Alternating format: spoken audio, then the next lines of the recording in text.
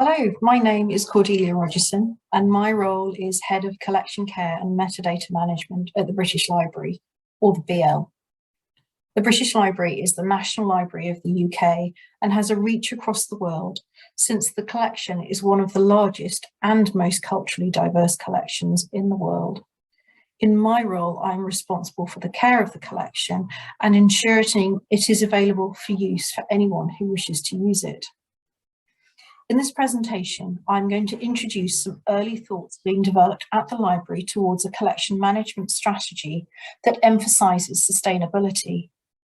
I will introduce the way we are interpreting sustainability for collection management and give some examples of how this will be put into practice. Firstly, it is helpful to understand the library collection and its phenomenal annual growth, which is the major reason why the idea of sustainability is becoming increasingly important. The BL cannot just keep growing and growing without some consideration of how this is possible and how it can be managed. Our legal deposit status means we are mandated to collect everything published in the UK. We also purchase a significant amount that is not actually covered by this mandate. The BL collection is currently 170 million physical items: books, periodicals, manuscripts, archives, maps, scrolls, philately, photographs, and includes many other materials such as ceramic, textiles, plastic, metal, gemstones within these broad categories.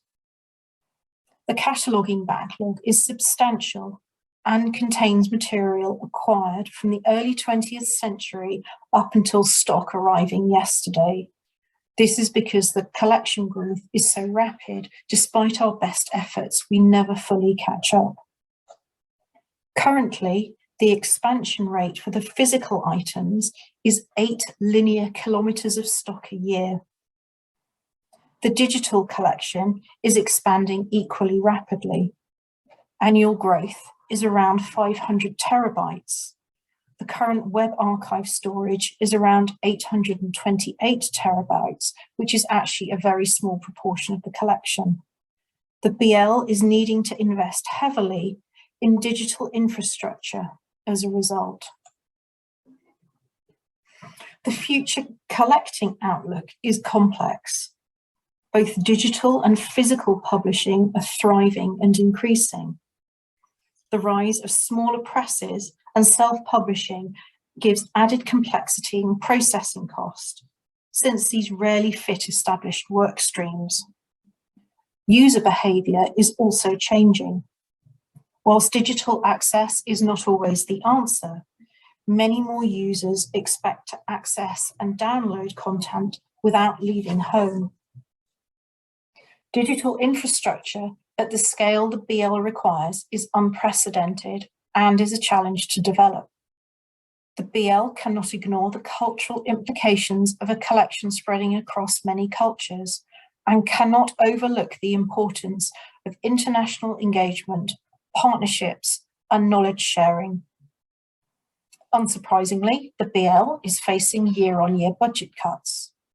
We need to plan and manage the collection with some sensitivity and awareness. The idea of sustainability is not new.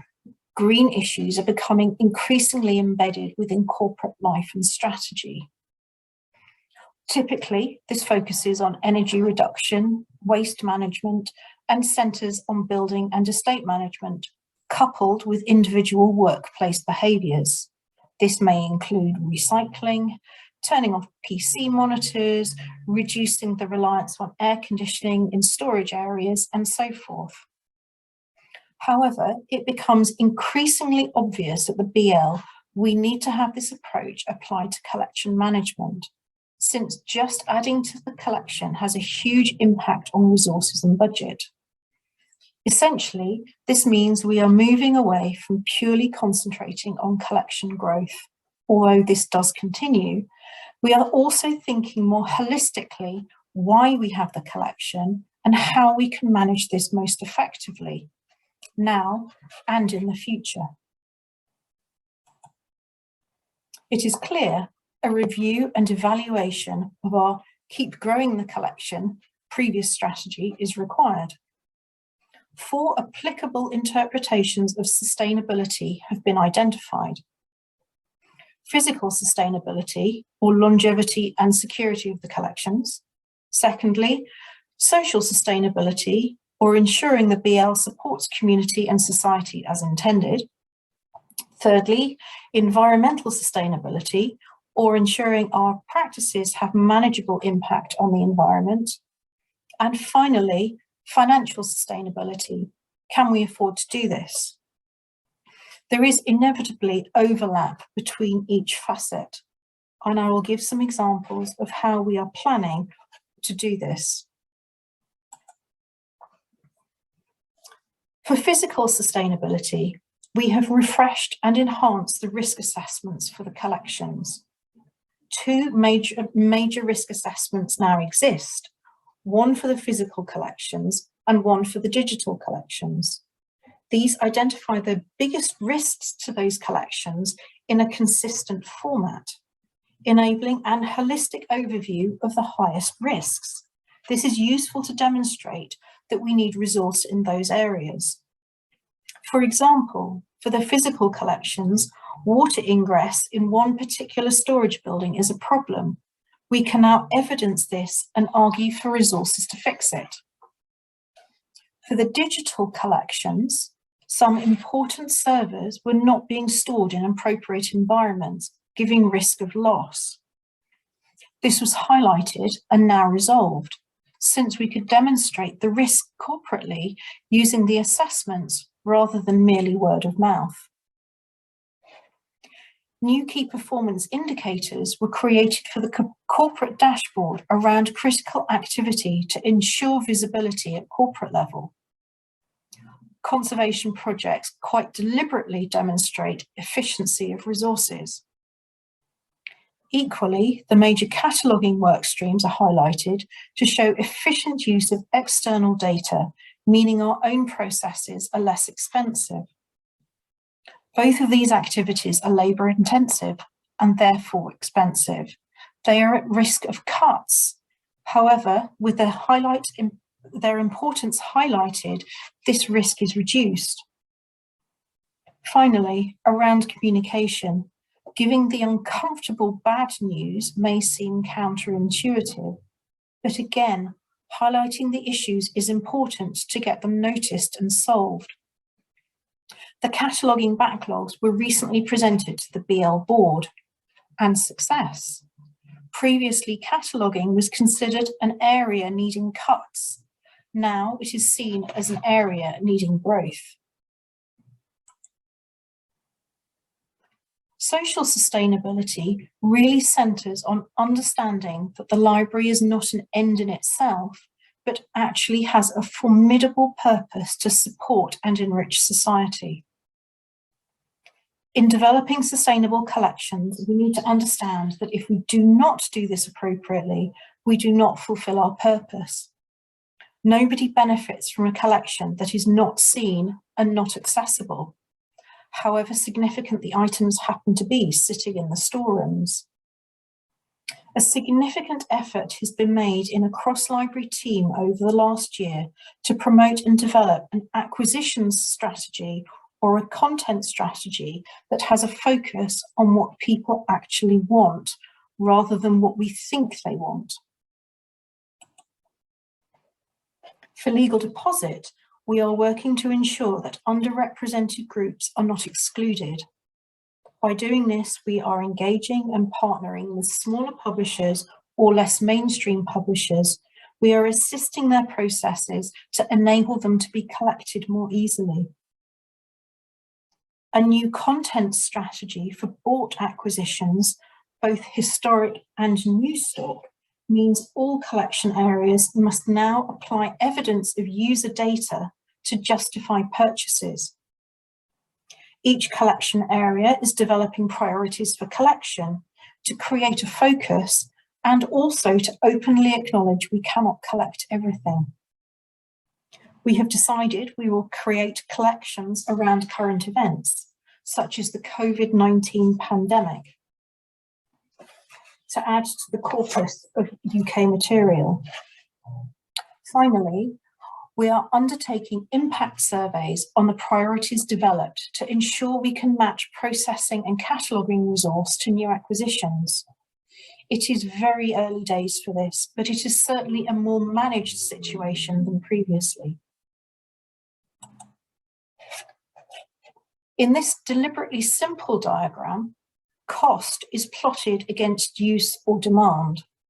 And we use this diagram to demonstrate that each purchase sits somewhere on this diagram, that is in terms of cost and/or demand.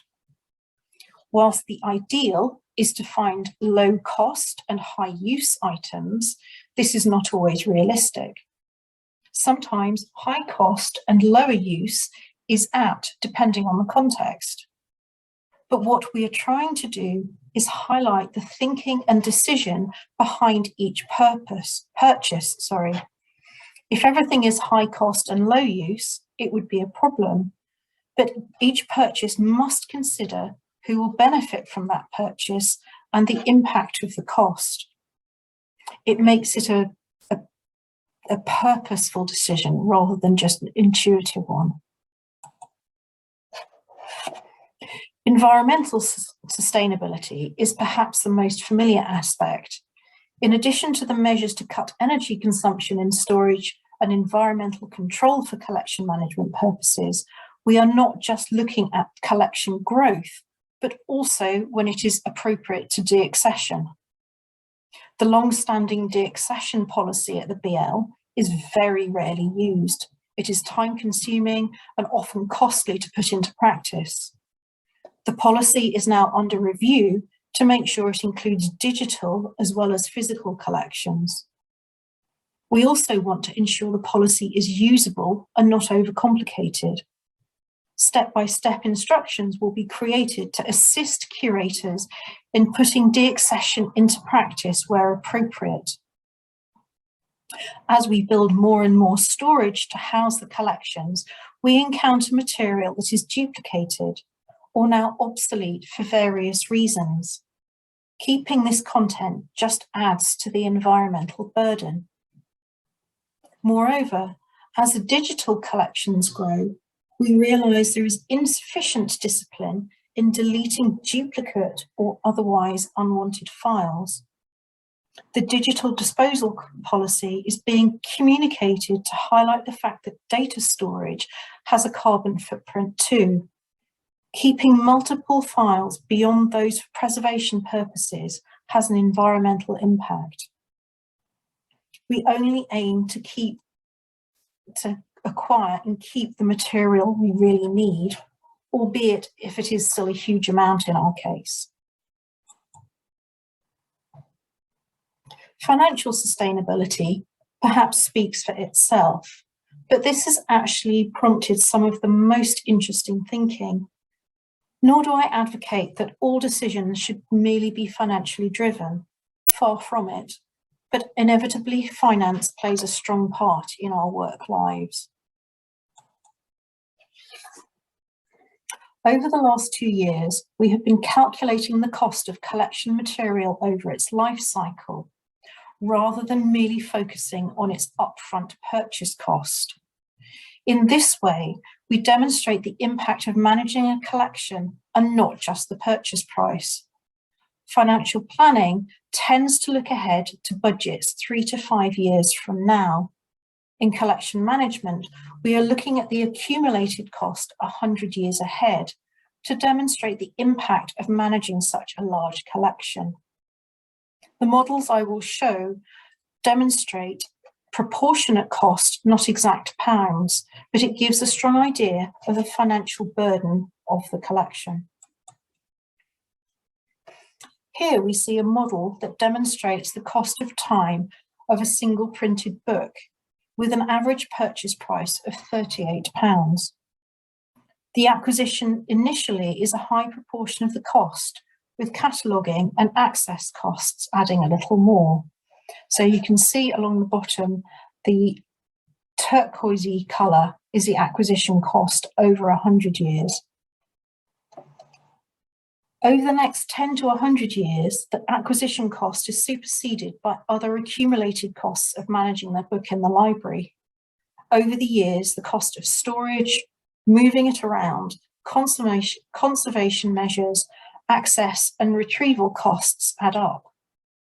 For one book, this may not seem a huge sum, but times this by several million books, and the cost of running a library continues to increase year on year.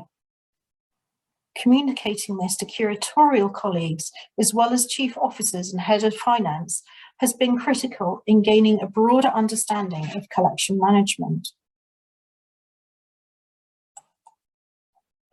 Here we see two models side by side, one for physical books and the second for e-books in our digital collection. The average cost of an e-book is slightly higher. The cataloguing cost is similar, but the accumulated cost over time is actually broadly similar.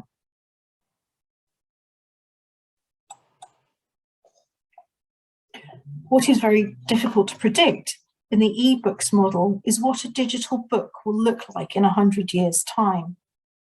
Whilst the print model is well understood, the digital model is somewhat more speculative. In spite of this, our prediction is that costs of keeping a digital item will still escalate as any collection management activity costs money.